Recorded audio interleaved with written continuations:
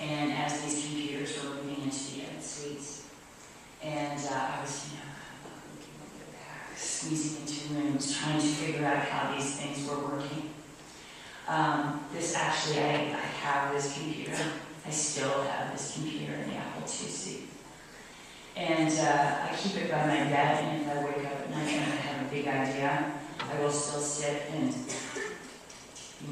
leave it in there so that I track all my thoughts. Because it's a very kind of pure terminal. It wasn't really connected to much.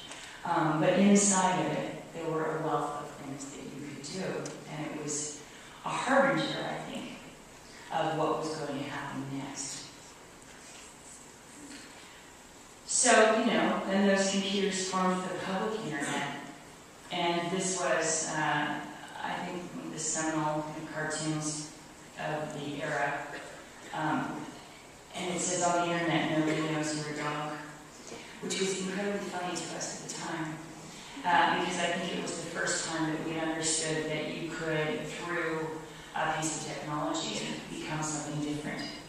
And then nobody would know. This was the era of the net. It's the opposite of the one that you're in right now, in that it was about disguising your identity and secreting things and taking on different personas. And if you were a girl, pretend you were a boy. And if you were a boy, pretend you were a girl. And there was all this chaos, and everyone was talking and shouting and making very ugly MySpace pages by the end. And as I kept watching it, I sensed this sort of frenzy or this friction happening around it. And I was fascinated. And then all of a sudden, one day I thought back to the things that I had learned in college. And I realized that we were going through something that was going to change society. The global village is a world in which you don't necessarily have harmony. You have extreme concern with everybody else's business and much involved in everybody else's life. It's a sort of Anne Landers poem, Writ Large. And it doesn't necessarily mean harmony, peace, and quiet, but it does mean huge involvement in everybody else's affairs. And so the global village is as big as the planet and as small as the village post office. Do you know who Marshall McLuhan is, most of you? So that's fascinating, isn't it? I mean, it was in the 60s when here's a man standing up and saying, the global village is where everybody is in their business and everything is connected. And it can be huge or it can be small. Everyone knows your business. There's a whole second half of the McLuhan speech about medium is the message. And he talks about what a strange and wacky and dangerous place that can be. But to me, it just said that the world was getting interesting. And a couple of things that I had done along the way were starting to make some sense. Journalism school, into television, film, music industry, live spectacle, to an edit suite. And that piece that I felt when I was doing what I was trained to do, to edit, when it meant unearthing a story. And the popular culture world and the journalism world all started to come together. So if you remember the slides when I was I didn't want to be a teacher, nurse, secretary, or get married. And what I wanted to be was in a foreign country, or a movie star, or riding on my motorcycle. All of a sudden, this weird confluence of a bunch of things meant that actually I could be all of those things. I could be a journalist, I could be a teacher, I could be in media, I could travel around the world, I could dig up stories, I could give them to people in film, I could work in entertainment, because everything had just blown up and all things had collided. And what I was living through was a cultural revolution. And maybe it's because I was Canadian, and I always believed that the time that I grew up in was incredibly boring. I would look at what was going on in other parts of the world, and I would,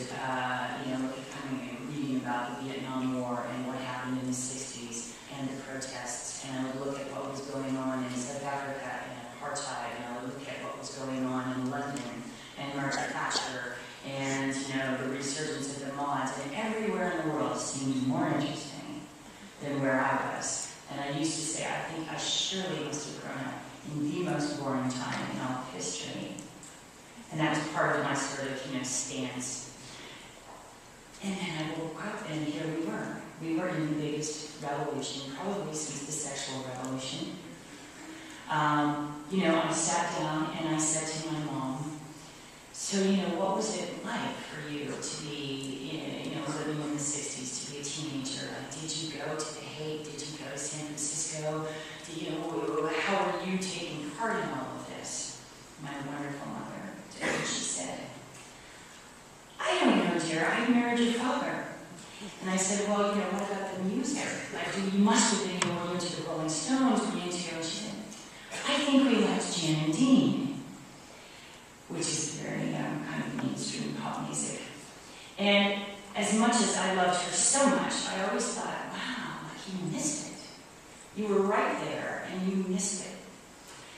And I decided I was not going to miss this as we moved from a culture that was Apple records over to Apple computers, and in my lifetime, this transition.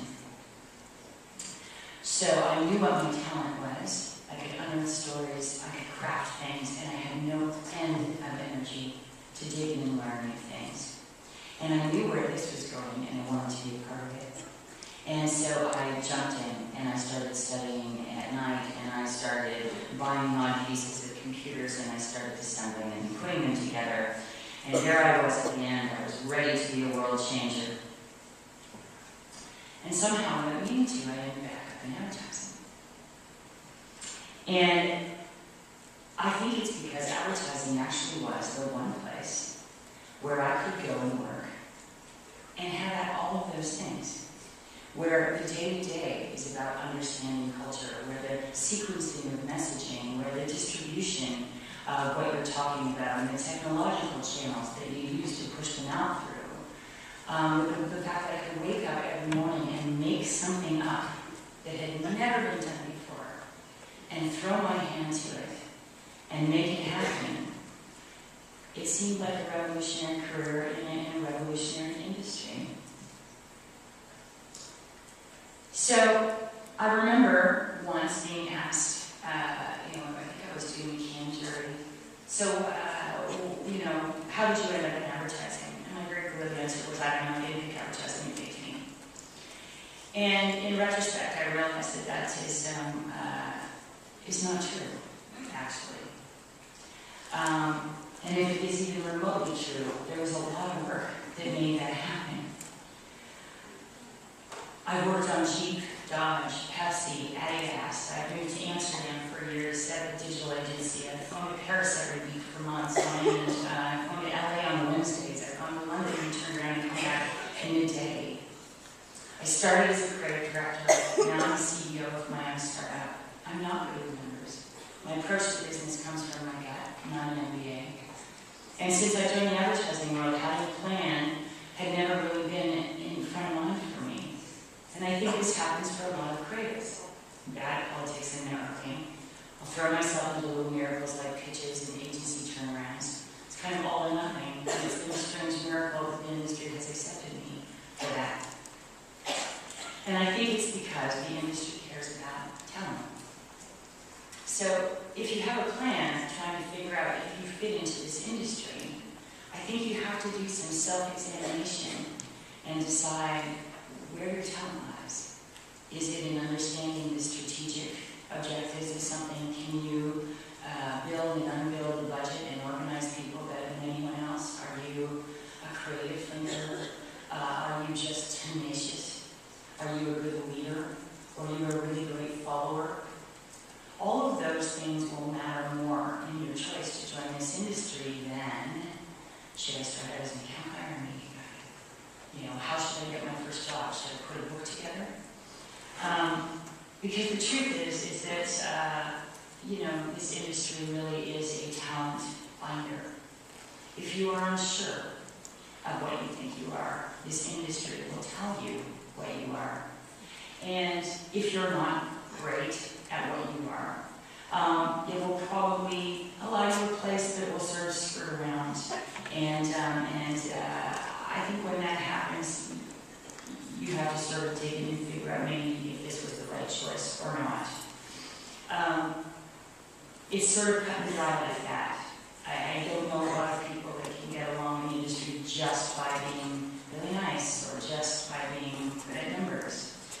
So it's a choice of passion, and you need to have that to decide that you want to come in, because it's not your grandfather's ad industry. Best-selling author of the National Geographic Explorer. The reason I want to show you this Spent 5 days on the ground in Copenhagen. is watch all the skills you need to pull off a plan like this. Met with climate change experts from around the world as our Journey to Zero ambassador.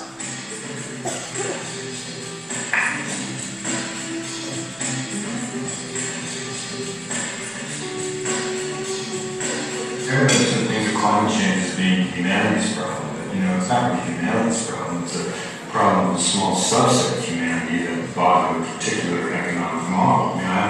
I spent most of my life living amongst people who don't even have electricity, whose ecological footprint is trivial or nil. Here's the whole dilemma of the world. You got coal-fired power plants over here, you've got a beautiful, elegant wind farm, and right across the way in Sweden, you have a nuclear-fired power plant. Nuclear is a problem when things go terribly wrong. If the scientists are right, coal's a huge problem, a cataclysmic problem, when things go exactly according to plan. There are really no two possibilities here in the consensus in the scientific community. Either the scientists are terribly wrong or they're terribly right. That is a living planet, and the living planet as we know it is dying. It is Wade's belief that alternative ways of thinking and doing are what will save us and drive the future of sustainability. As everybody said, even if COP15 fails, in some sense, the industry will have to keep up the momentum. I think these kids are mad. They're mad that this problem's been laid on them. They know they're going to go into after they program the planet. And they don't really probably have a voice up at the Bell Center where all the delegates and the big shots are. And so they're just saying enough.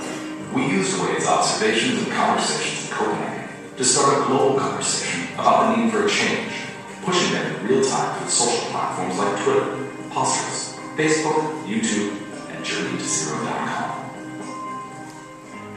If cars spat out bricks of carbon, we pay more attention. We have to have a kind of zero-emission form of mobility where our form of transportation no longer puts carbon dioxide into the atmosphere. Immediately, our community recognized that a journey to zero was about a cultural shift through ideas and conversation. And leaders from environmental activists to media outlets to technology luminaries got involved in this. Sometimes the best motivation for starting a journey is to watch someone else on theirs. I came to Copenhagen not as any kind of authority on climate change, but really as an anthropologist concerned about the world that my children would inherit. All of this comes together in this wonderful idea of the journey to zero. It's simply a roadmap of where we all know we have to go.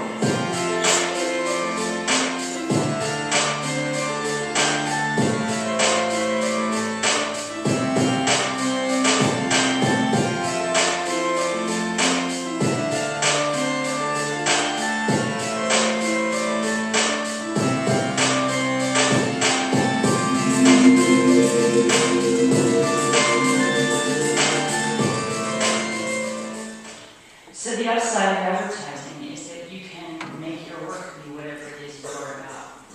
So that's the way that I approach my work.